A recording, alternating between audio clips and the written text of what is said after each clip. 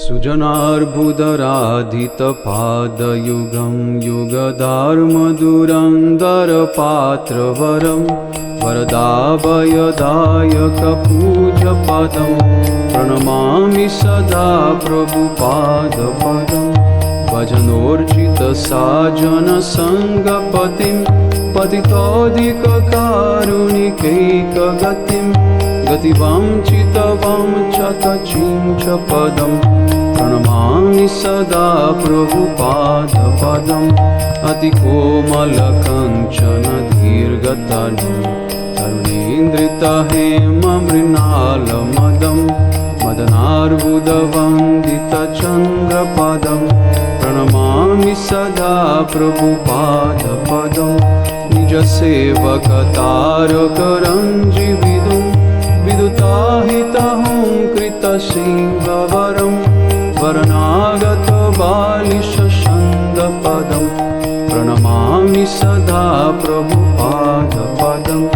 विपुलीकृतवैभव गौरभुवं भुवनेषु विकीर्चितगौरदयं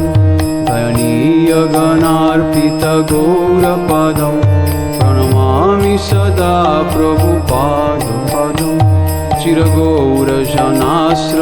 विश्वगुरुं गुरुगौरकिशोरकदास्य परं परमादृतभक्तिविनोदपदं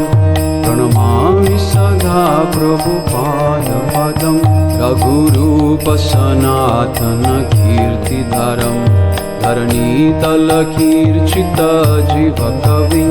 कविराजनरोत्तमसाख्यपदं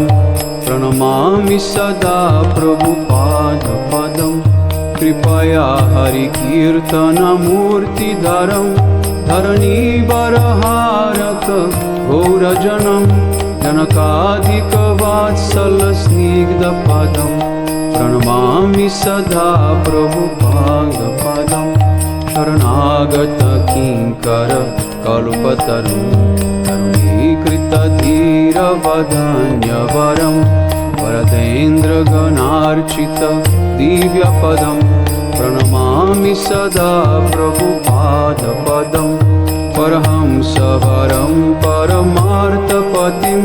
पतितोदरन्नीकृतवेशयतिं यतिराजगणे परिसेव्यपदं प्रणमामि सदा प्रभुपादपदं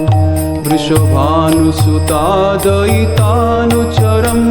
चरणाश्रितरेणुदरास्तमहं महदाद्भुतपावनशक्तिपदं प्रणमामि सदा प्रभुपादपदम्